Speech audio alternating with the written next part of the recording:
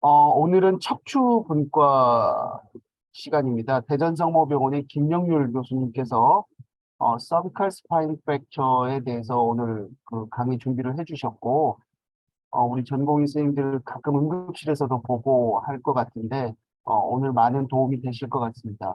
우리 김영률 교수님 준비되셨으면 부탁드리겠습니다. 예. 아, 안녕하십니까. 대전성모병원에서 척추를 맡고 있는 김영일입니다. 제가 오늘 말씀드릴 내용은 서비컬 스파인 프랙처입니다. 서비컬 스파인 프랙처 응급실에서 가끔 보죠. 내용을 쭉 시작을 해보겠습니다. 우리 이제 플레인 엑스레이를 보면 이제 AP 라테랄을 보고, 그 다음에 오픈 마우스 뷰, 그 다음에 보스 오블리크 플렉션 스탠저 뷰, 스위머스 뷰는 이렇게 보통 찍는데 루틴을 찍지는 않죠. AP 라테랄 대부분 찍고, 오픈 마우스까지는 어퍼 서비컬 인저리가 있을 땐 봐요. 근데 이제 뭐 오블리크나, 김영률 교수님, 이게 예, 지금 전체 화면이 아니라서 화면을 좀 바꿔주시면 더 좋을 것 예, 같습니다.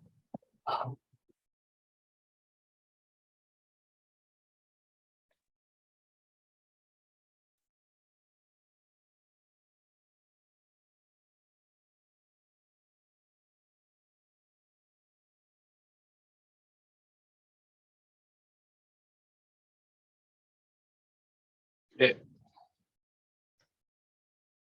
예, 아니, 지금 화면이 아직 안 떴는데, 잠시만요. 예, 제가,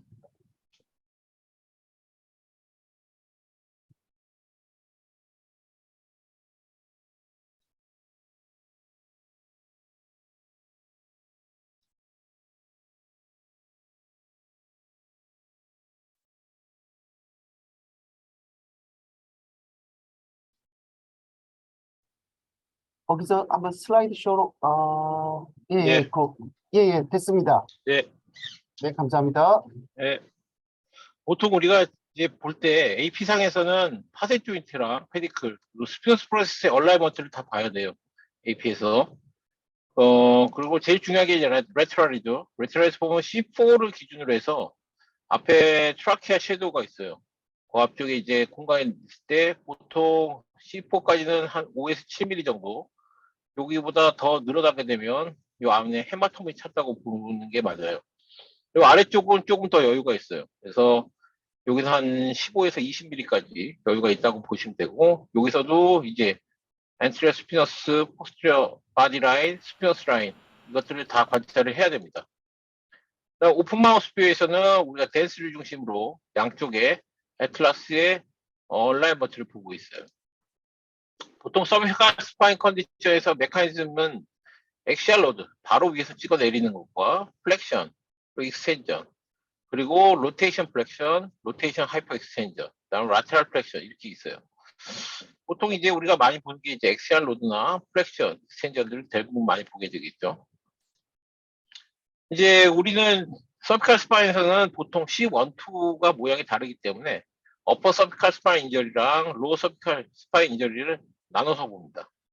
먼저 이제 어퍼 서비컬 인저리를 보시면 애트라스하고 댄스를 이제 어퍼 서비컬로 구별을 합니다. C01은 뭐 인저리를 있기는 하지만 그쪽은 생략을 하고요. 아틀라스와 댄스는 모양이 완전 다르죠. 이제 우리가 스컬을 얹는 베이스가 있고 그 사이에 트랜스버스 리가먼트, 우리가 탈이라고 부르는 이 구조가 댄스를 싸고 로테이션을 담당을 하고 있습니다.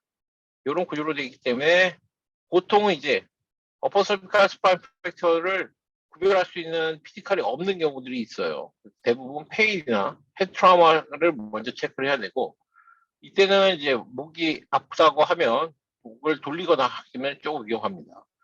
그리고 대부분 이런 경우에 헤드 트라우마가 같이 있어서 글라코스코마 스케일이 보통 낮은 경우들이 꽤 있어요. 그래서 이런 경우들을 주의해서 보셔야 됩니다. C1 프랙처, C2 프랙처, 그리고 우리가 C2의 이스빅 프랙처 이렇게 세 가지를 보도록 하겠습니다. 먼저 C1 프랙처는 우리가 트랜스버스 리가먼트 인저리, 우리가 탈 인저리라고 보고 애트라스 프랙처를 볼 수 있어요. 요거 두 개를 볼 수 있는데 트랜스버스 리가먼트 럽처하고 아트라스를 보시면 트랜스버스 리가먼트는 아까 말씀드렸듯이 탈 인저리라고 얘기하는데요. 요거의 인저리는 쉬어나 로테이션, 우리가 퓨어하게 XCR 컴프레션 때는 별로 생기지 않아요. 근데 탈 인저리가 있으면 어쩔 때는 증상이 아예 없기도 하고 트랜지언트하게 쿼드리파레시스가 오기도 합니다. 보통은 이제 프랙션을 했을 때 대부분 증상들이 좀 나빠지고 그리고 아트라스 덴스 인터벌이 5mm 이상일 때 우리가 트랜스버스 리가먼트 럭처라고 판단합니다. 엑스레이 상에서 레트럴에서 보시면 요 앞쪽에 요 사이가 우리가 ADI라고 얘기하죠. 요게 한 2에서 5mm 사이가 정상이고요. 보통 이게 5mm 이상 벌어지게 되면 우리가 탈 럽처라고 얘기를 합니다. 오히려 탈 럽처는 언스테이블한 경우들이 가끔 있지만 애트라스 프랙처는 퓨어하게 본 인저리인 경우들이 대부분입니다. 그래서 우리가 안티리어나 포스티리어 쪽에서 요 아트라스 링을 프랙처가 됐을 경우에 우리가 제퍼슨 프랙처라고 얘기하는데요. 이건 퓨어하게 XCR 로딩을 받았을 때 생기고요. 레트럴 매스 프랙처들은 우리가 라테랄 쪽에서 XCR 로딩에서 한쪽에 로테이션이 되면서 부러지는 경우들입니다. 그리고 안티리어 아치, 포스티리어 아치 프랙처가 있지만 얘들을 대부분은 스테이블합니다. 우리가 오픈하우스 뷰를 찍는 이유가 요 애트라스가 덴스리 중심으로 라테랄로 디스프레스된 양을 측정하기 위해서 찍는데요. 요 양쪽에 우리 라테랄 사이드에서 바깥쪽으로 나간 양을 더해서 이것이 7mm 이상이면은 우리가 탈 인저리까지 동반이 됐다고 보고 언스테이블한 인저리라고 판단합니다. 아까도 말씀드렸지만 퓨어하게 XCR 로테이션의 제퍼슨 프랙처는 오히려 탈 인저리가 없기 때문에 스테이블한 경우들이 많습니다. 그래서 컨서버티브 트리트먼트가 가능한 경우가 많아요. 하지만 탈 인저리가 있거나 프랙션이 있는 경우들은 오히려 언스테이블합니다. 이런 경우에 수술적 치료들이 필요한 경우들이 많아요. 다음은 C2 덴스 프랙처인데요. 요거는 이제 뒤에서 얘기했지만 오스 오돈토이드임하고 구별을 좀 필요로 합니다. 보통 이제 서비컬 프랙처 한 5에서 15% 정도 얘기를 하고 있는데요. 프랙션 포스에서 안티리어 디스프레스가 되는 경우들이 꽤 있습니다. 보통은 이제 앤더슨 알론조 클래시피케이션을 많이 보는데요. 우리가 요 댄스 모양을 봐서 요 댄스 위쪽만 부러진 경우를 로스트라 익스텐트, 여기를 부러진 경우를 타입 1. 우리가 베이스 아래쪽에서 부러지면은 우리가 정신에서 부러지면 타입 2. 그리고 완전히 밑에 베이스에서 부러지면 타입 3라고 얘기를 해요. 보통 보시면 아시겠지만 타입 2나 3 같은 경우에는 베이스가 넓기 때문에 유년이 잘 됩니다. 그래서 보통 컨서베티브 트리트먼트를 많이 하는데요. 오히려 타입 2 정신에서 부러진 경우에 앞쪽으로 프랙션 돼서 넌유년 되는 경우들이 있어요. 이런 경우에는 가끔 수술적 치료를 하기도 합니다. 아까도 말씀드렸듯이 오스 오돈토이드임하고 타입 2 프랙처하고 구별이 잘 안 가는 경우들이 있는데요. 이런 경우에 이제 보통 보시면 엑스레이상에서도 구별이 잘 안 가면 CT를 찍어보기도 합니다. CT를 찍었을 때 이 사이에 라운드거나 오버워스클이 보이거나 그리고 스무드 보드를 보였을 경우에 우리가 오스 오돈토이드임이라고 판단을 합니다. 이런 경우에는 증상이 없는 경우나 경미한 경우가 대부분입니다. 다음은 C2 프랙처 중에 시험에 가장 많이 나오는 거죠. 핵마스 프랙처. 우리가 트라우마틱 스폰딜리시스라고 얘기하는 겁니다. 케이스를 하나 보여드리면 41세 여자 환자입니다. 트래픽 액시던트로 이 환자는 당시 모터 센서리 괜찮았어요. 어퍼 서비컬에 페인이 있었죠. 엑스레이를 보시면 레트럴상에서 보시면 C12에 스폰딜리시스가 보이고 C1과 2 사이에 버티컬한 프랙처 라인이 관찰이 됩니다. CT를 보시면 모양이 좀 특이하죠. 한쪽은 바디 쪽에서 페디클로 넘어가는 이스무스가 나갔고 하나는 뒤쪽에 있는 이스무스가 부러졌어요. 약간 퓨전이 되어 있는 것 같은데 약간 스폰딜리시스가 있으면서 여기 사이에 특별하게 코드가 컴프레션 된 쪽에는 보이지 않습니다. 우리가 이제 페디 클래시피케이션을 대부분 많이 보는데 이거는 타입 1, 2, 3로 보고 있습니다. 타입 1은 타입 1과 타입 1A, 타입 2는 타입 2와 2A, 그리고 3로 나눠지는데요. 이거 뒤에 설명하겠지만 타입 1은 이제 버티컬 프랙처라고 얘기하시면 되고요. 타입 2는 우리가 이제 시험에 많이 나는 거 이제 타입 2A죠. 이게 오블리크 프랙처라고 생각하시면 됩니다. 타입 1은 대부분 하이퍼 익스텐전 인절이고요. 이게 이제 오블리크가 그려졌지만 버티컬 인절, 버티컬 프랙처고 앵귤레이션 3mm 이내에 디스프레스. 타입 1A는 버티컬이지만 우리가 3mm 트랜슬레이션이 없지만 약간 하이퍼 익스텐션 되면서 프랙처 라인이 뒤쪽으로 약간 밀려난 거예요. 그리고 타입 2는 앞뒤로 앵귤레이션이 발생한 경우를 타입 2라고 얘기해요. 시험에 많이 나오는 거는 타입 2A예요. 타입 2A는 포스처 아치 쪽이랑 인발밴드 쪽에서 이스무스가 부러져서 오블릭하게 프랙처가 된 경우고요. 이런 경우에 트랙션을 하면 오히려 디스플레이스가 더 심해질 수 있습니다. 그래서 이것이 시험에 잘 나오고 있습니다. 그리고 타입 3는 앞쪽을 풀어지면서 엔트리 앵귤레이션이 완전히 나가면서 스폰들리스가 앞쪽으로 넘어간 경우를 타입 3라고 얘기해요. 저희 케이스 같은 경우에는 타입 1A 아티피컬 타입으로 판단을 했고, 그래서 할로베스트를 시행을 했습니다. 할로베스트에서 뒤쪽으로 맞췄는데요. 맞추고 나서도 리덕션이 잘 안 되는 모습이 보여요. 이제 엑스레이 찍었더니 뭐 갭은 좀 준 것 같은데, 보시면 여기 만디블 보시면 만디블이 이렇게 기울어지죠. 저희가 리덕션을 하면서 한쪽으로 너무 기울여서 맞췄어요. 맞췄더니 이쪽은 리덕션이 됐는데 반대쪽이 아직도 갭이 많이 보입니다. 그리고 환자가 목을 너무 기울였더니 버티지를 못해요. 여기 이렇게 벌어진 게 CT상에서 보이죠. 그래서 할 수 없이 오픈 리덕션을 했습니다.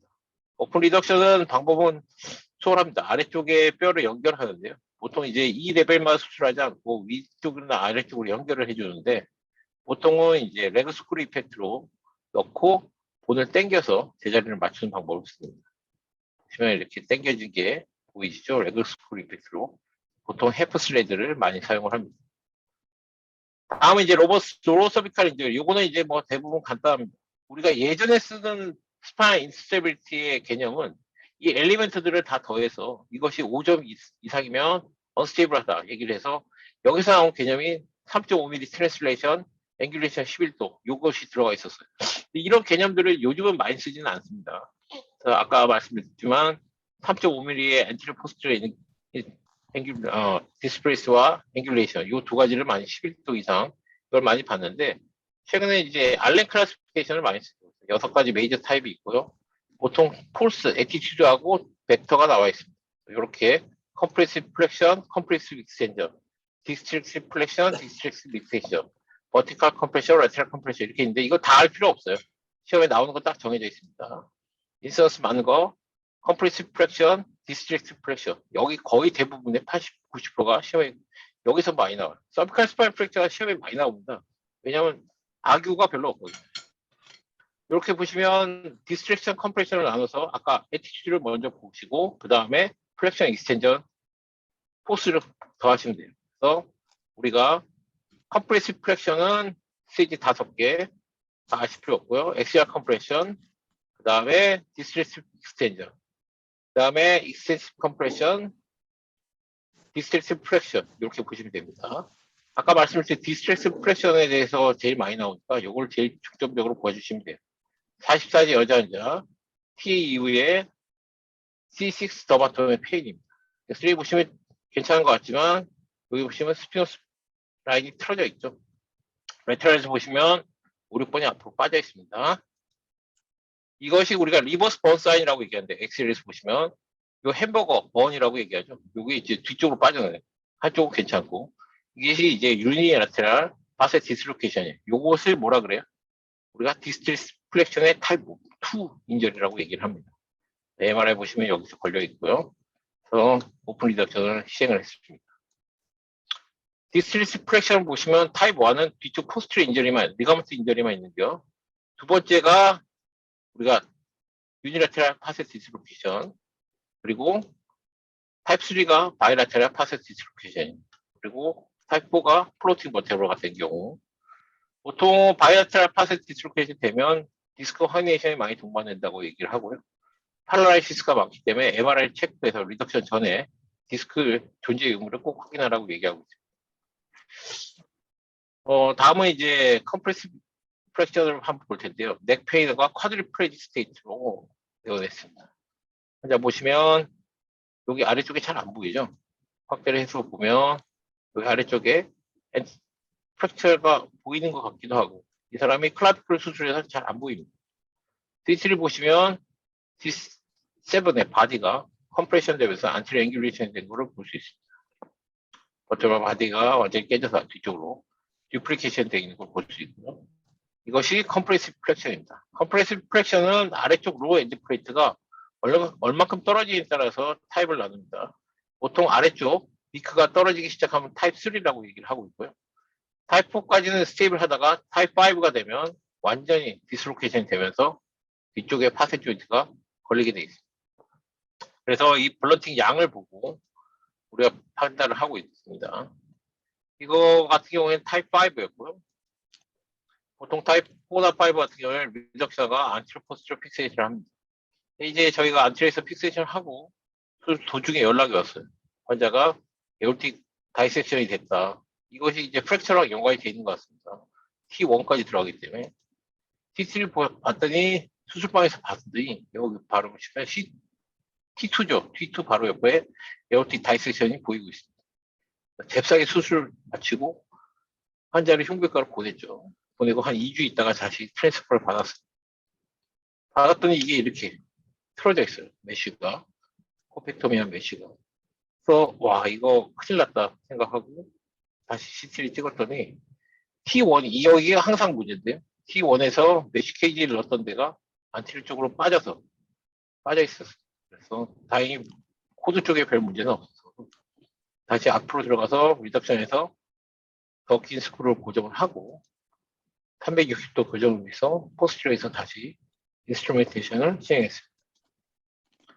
하지만 요즘에 이제 이 알렌 클래시피케이션을 많이 쓰는데 이제 여러분들 틸릭 스코어 많이 아시죠? 이 틸릭 스코어가 똑같이 바카로가 서비칼에서도 서비칼 스파인 인저리 슬릭 스코어를 똑같은 방식으로 사용을 개발을 했습니다. 그래서 인저리 몰포로지 그리고 리가먼트 컴플렉스의 인저리 정도와 유로로직 스테이터스 이제 몰포로지뿐만 아니라 유로로직 스테이터스를 포함을 시켜서 스코어를 매기고 있습니다. 똑같이 몰포로지는 컴프레션, 디스트랙션, 로테이션 그리고 컴파운트의 디스코 리가먼트 컴플렉스를 봐서 이것이 인저리가 있으면 점수를 주고 유로로직 인저리를 같이 점수를 매기고 있습니다. 그래서 보시면 컴프레션 1점, 버스트가 되면 2점, 그리고 디스트랙션에 3점, 로테이션, 트레이션에서는 굉장히 많죠. 점수가 4점이죠. 다음 디스코 리가먼트 컴플렉스가 애매하면 1점 주시면 돼요. 중요한 거는 유로로직 스테이터스, 루트 인저리는 1점. 되게 특이한 거는 컴플리트 코드 인저리가 점수가 더 낮아요. 이 컴플리트 코드 인저리가 회복 가능성이 있기 때문에 점수가 더 높습니다. 그래서 요 모디파이를 더해서 5점 이상이면 서지컬 트리트먼트를 계산을 하고 있습니다. 여러분들은 지금 알레스 클래시피케이션이랑 요 슬릭 스코어 두 개를 평소에 잘 사용하시면 될 것 같습니다. 예, 경청해 주셔서 감사합니다.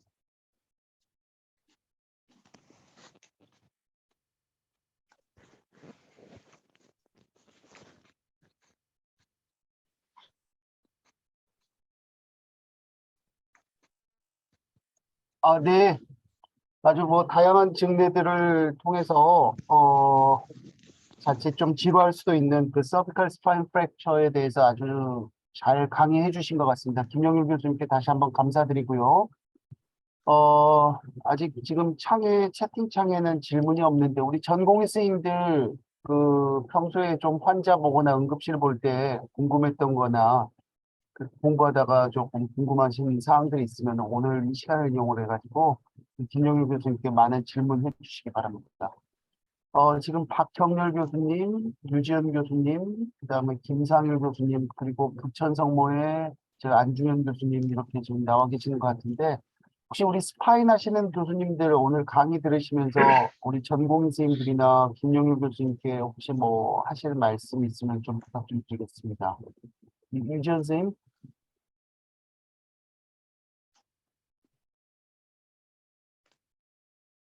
들리십니까? 예, 예.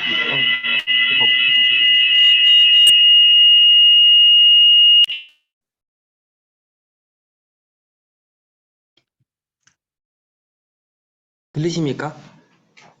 네, 예. 들립니다.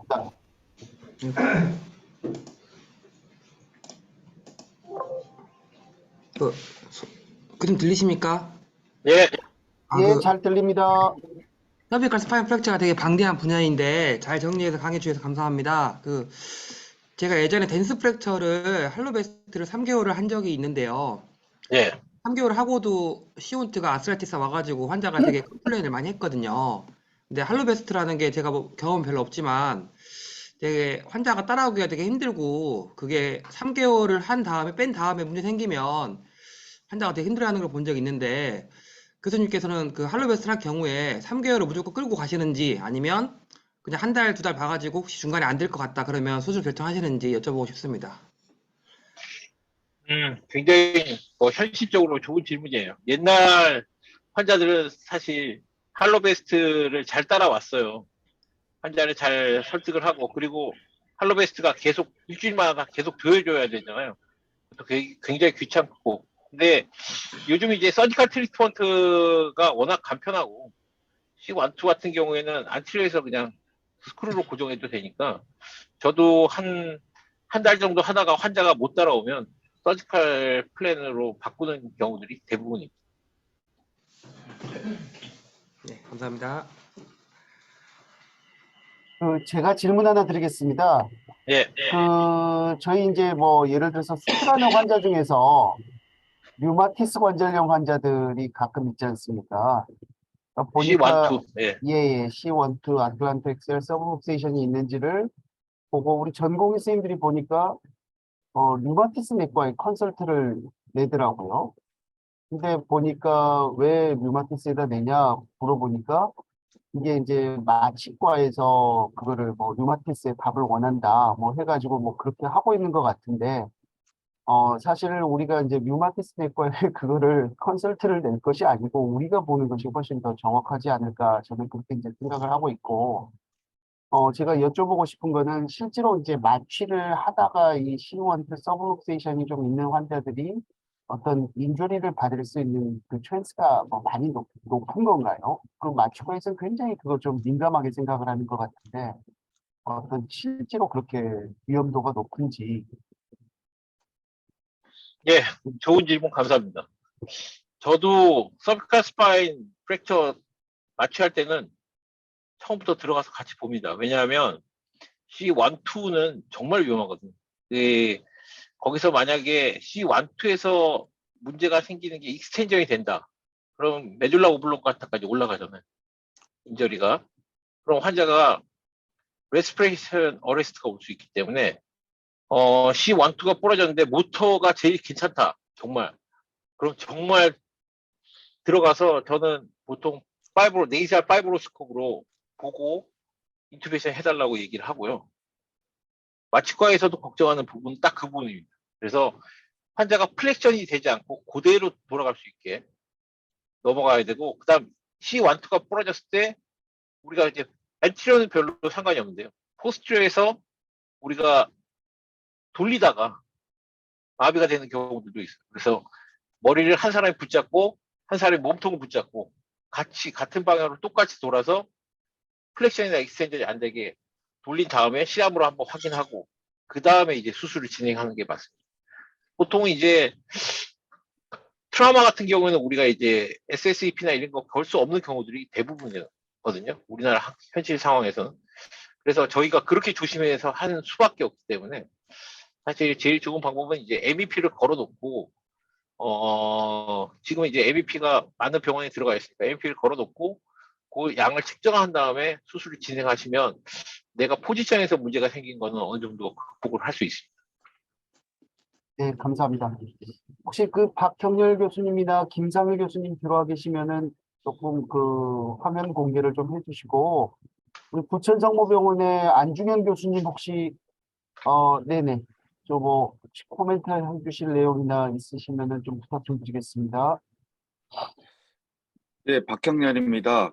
예예예. 전공의 선생님들 많이 들어와서 또 시험도 나오고 하니까 아까 언뜻 말씀해 주셨는데 저희 트랙션을 해서는 안 되는 경우들 아까 말씀해 주셨던 거 그거 그리고 예전부터 논란이 되던 이제 파셋 디스로케이션에서 MRI를 먼저 찍냐 트랙션을 먼저 하냐 뭐 그런 논란에 대해서 교수님은 어떻게 생각하시는지 한번 말씀 부탁드리겠습니다.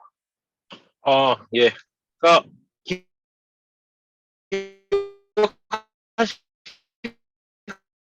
딱 그거예요. 핵마스 프랙처가 나왔다. 근데 A다 그렇게 하면 안 돼. 이게 타입 2A예요.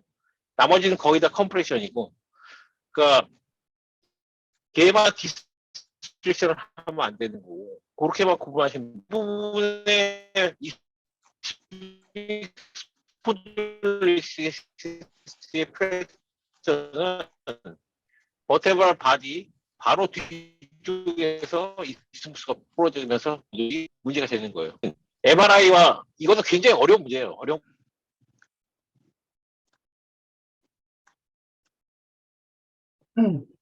예, 조금 지금 연결이 조금 원활하지 않은 것 같습니다. 김영일 교수님.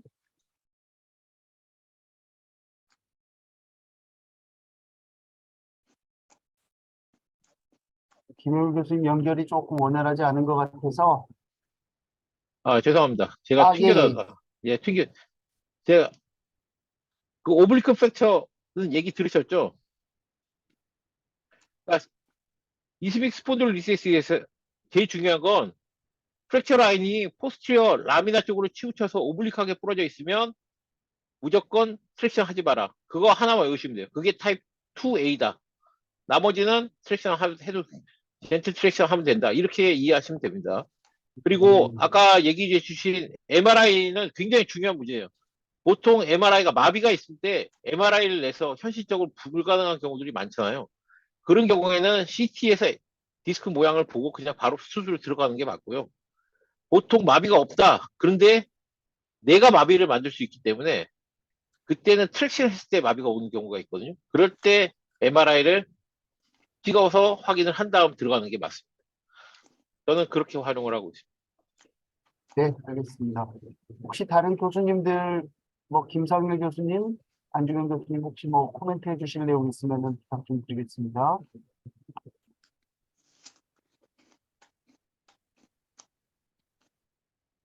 예, 뭐 당연히 강의 잘 해주셨고 그냥 너무 많아서 다 포함시키긴 어려웠겠지만 뭐 소아는 또 약간 이제 노멀 베리에이션 같은 것들이 좀 있어가지고 응급실 모실 때 소아 경추 손상이 흔하진 않지만 이게 골절인지 뭐 이렇게 왜 팔다리에서도 마찬가지로 이렇게 뱃슬 같이 보이는 것들을 프랙처라고 오인하듯이 척추에서는 뭐 오시피케이션 사이에 그 공간을 갖고 골절로 의심할 수도 있을 것 같고 이런 노멀 베리언트에 대한 공부도 한번 해보면 좋을 것 같습니다.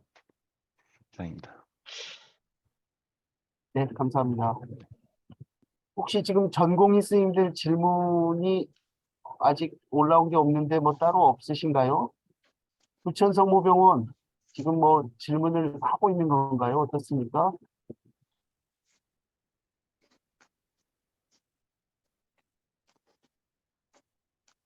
제가 질문 드리려던 내용을 교수님 코멘트 하셔가지고, 네, 어, 그렇군요. 네, 네, 알겠습니다.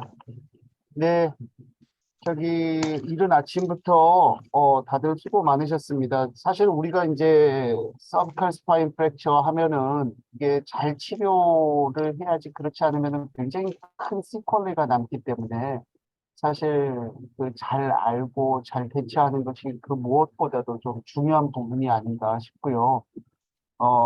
저희가 이제 전공의 때 저도 기억해 보면은 굉장히 뭐 클래시피케이션도 많고 저기 뭐 알아야 될 것들도 많고 하는 것 같은데 이러한 내용들을 아주 일목요연하게 잘 정리해 주셔서 우리 전공의 선생님들에게 많은 도움이 되지 않았나 싶습니다. 오늘 강의에 수고해 주신 김용일 교수님께 다시 한번 감사드리고 다음 주에는 우리 숄더 파트에서 준비가 될 것 같습니다. 인천성모병원 이상옥 교수가 디지털 휴머러스 프랙처에 대해서 강의 준비를 했으니까 여러분들께서도 많이 또 저 참여해 주시고 저기 공부해 주시기 부탁드리겠습니다. 어, 네, 날씨가 오늘 또 보니까 상당히 추운 것 같습니다. 다들 건강 조심하시고요. 오늘 하루 또 행복한 하루 되시기 바랍니다. 김영희 교수님 감사드립니다.